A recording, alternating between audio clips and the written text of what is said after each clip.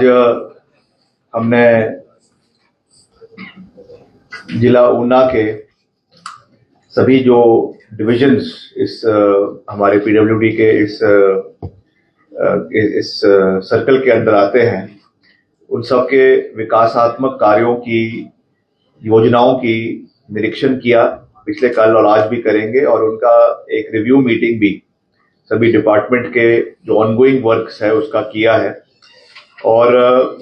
मुझे खुशी है कि अभी हमारे जो टोटल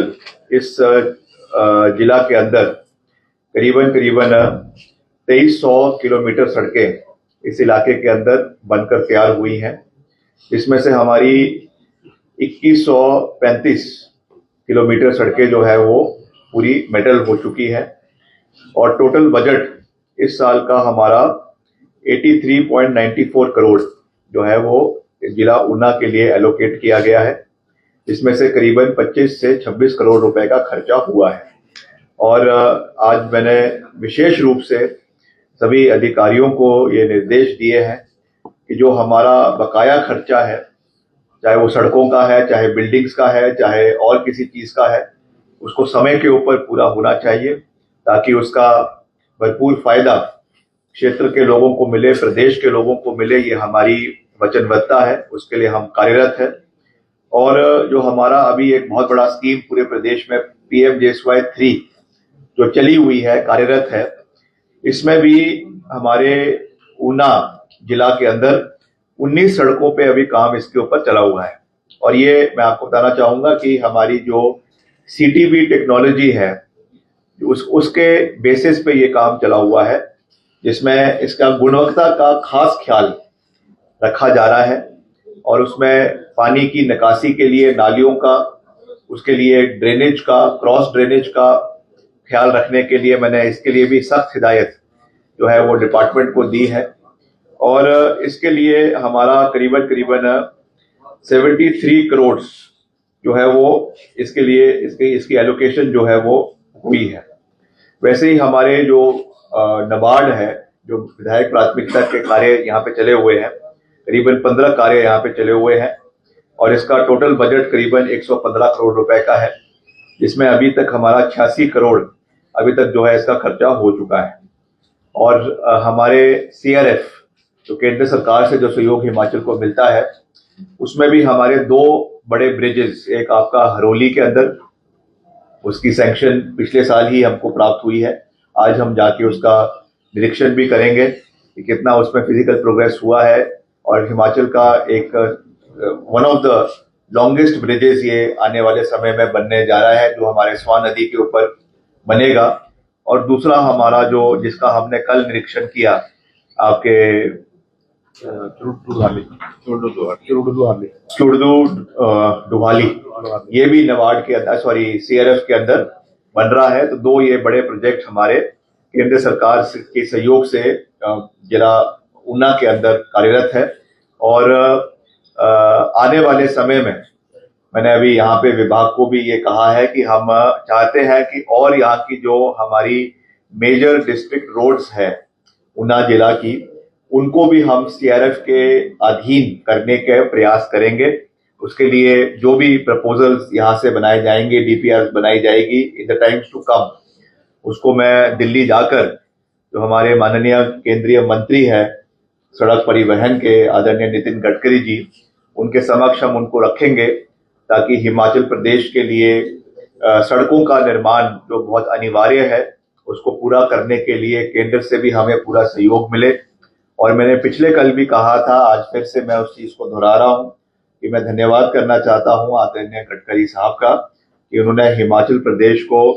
अभी इस वित्तीय वर्ष में करीबन 295 करोड़ से लेकर 300 करोड़ रुपए का सहयोग हिमाचल को इस साल दिया है। और पिछले साल जैसा मैंने कहा कि हमको इसी तर्ज पर सहयोग पिछले साल भी मिला था, और अभी एक एडिशनल अमाउंट हमें जिला मंडी की दो महत्वपूर्ण सड़कों के लिए जो है करीबन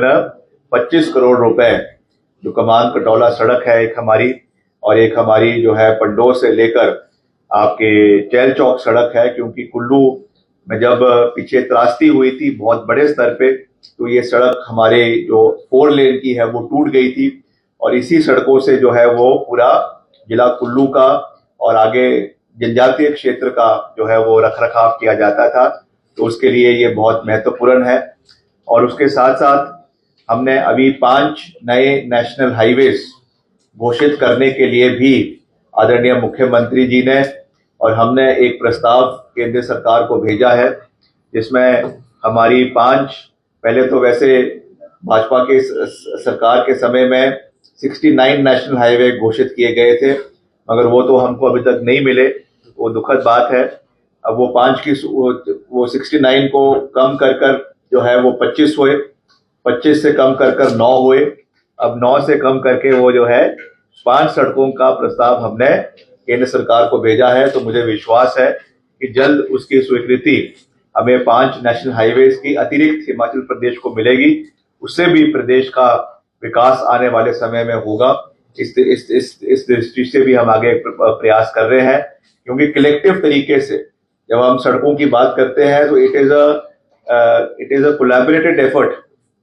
of the central government and the state government. तो सबका उसमें सहयोग रहता है, चाहे उसमें NHAI है, चाहे उसमें MORTH है, चाहे उसमें PWD है, चाहे CRF है, चाहे PMGSY है। सब तरीके से प्रदेश का जो है इंफ्रास्ट्रक्चर ग्रोथ हो, ये हमारी प्राथमिकता है। उस दृष्टि से हम पूरी मजबूती से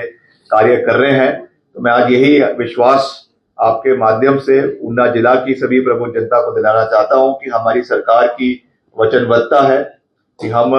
यहाँ के जितने भी ऑनगोइंग वर्क्स है उनको समय के ऊपर पूरा करें। मगर मैं ये भी कहना चाहूंगा कि आज की रिव्यू मीटिंग में कुछ ऐसे भवनों का भी हमने निरीक्षण किया या उनका हमने हमारे जहन में लाए गए, जो हालांकि पूर्व सरकार द्वारा बनाए गए थे, उनका उस समय उनकी घोषणाएं हुई, मगर मात्र कईयों में 1 करोड़, कईयों में 50 लाख, कईयों में 2 करोड़, और जिनकी एडमिनिस्ट्रेटिव अप्रूवल और एक्सपेंडिचर सैंक्शन 10 से 15 से 20 करोड़ का है। आज हमारी सरकार उन कार्यों को पूरा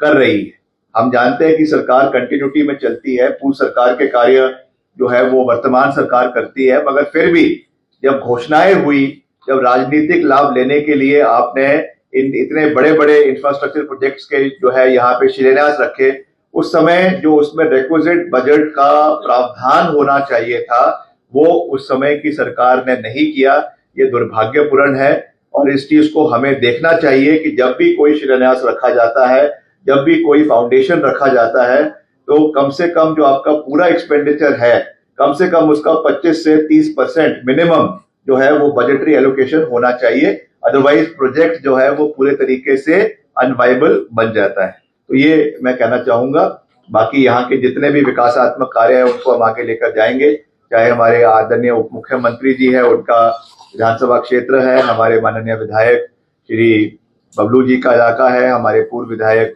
श्री रायजादा जी का क्षेत्र है, या कुटलहर जो हमारे वहां से माननीय विधायक है, गगरेट से हमारे माननीय विधायक है। हर इलाके के विकास कार्यों को हम पूरी मजबूती से आगे लेकर जाएंगे। और इसके साथ साथ जो हमारा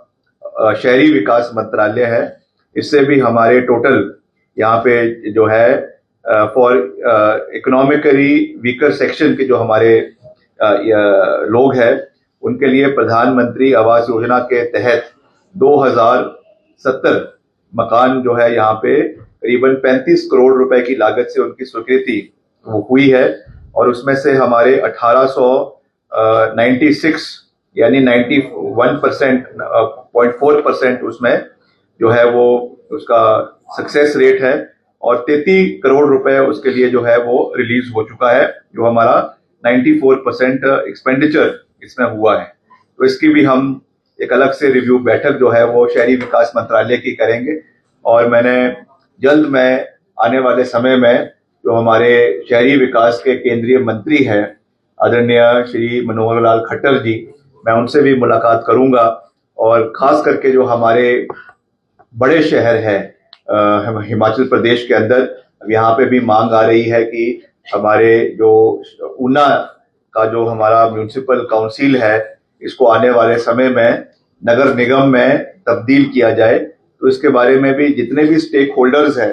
उनके साथ हम इस विषय में चर्चा करेंगे, सकारात्मक चर्चा करेंगे और लगेगा तो निश्चित तौर से इस प्रस्ताव को आगे लेकर जाया जाएगा। उसमें जो भी फंड हम केंद्र से उसमें ला सकते हैं, चाहे वो सैनिटेशन के लिए है, चाहे सीवरेज के लिए है, चाहे आपके जो है गार्बेज उसके गार्बेज के डिस्पोजल के लिए है, अमृत स्कीम्स में है, उसको मैक्सिमम हम ऊना क्षेत्र के लिए, ऊना जिला के लिए लाने का प्रयास करेंगे। इस दृष्टि से भी हम आगे बढ़ेंगे, ये मैं कहना चाहता हूँ।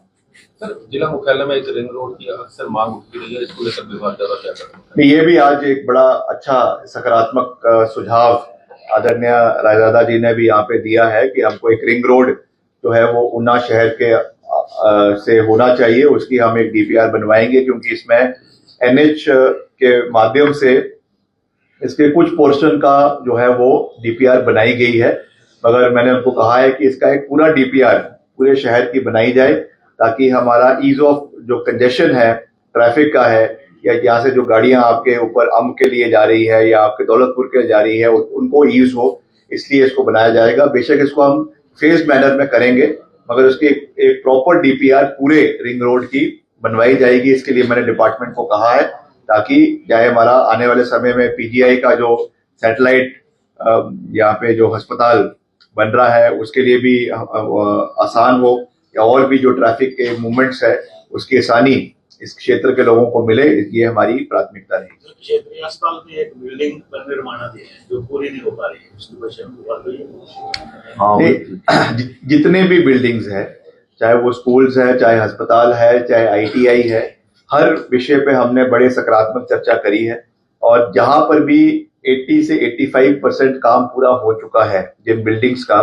जिनको हैंडओवर होना है डिपार्टमेंट को, उसके लिए हम एक अलग से रिपोर्ट बनाकर मैं मुख्यमंत्री जी को भी दूंगा, और जो कंसर्न मंत्री है अलग अलग डिपार्टमेंट्स के उनको भी देंगे कि इसके लिए इमीडिएटली डायरेक्टर के माध्यम से पैसा रिलीज करवाया जाए और उनको कंप्लीट करके हैंडओवर किया जाए, उनका शिलान्यास उनका इनॉग्रेशन करवाया जाए, ताकि जिस पर्पस के लिए वो बनाई गई है उसका यूटिलाइजेशन, बेस्ट यूटिलाइजेशन समय के ऊपर हो। सर, मलाह के वार्ड नंबर 1 में जियो पाइप डलने के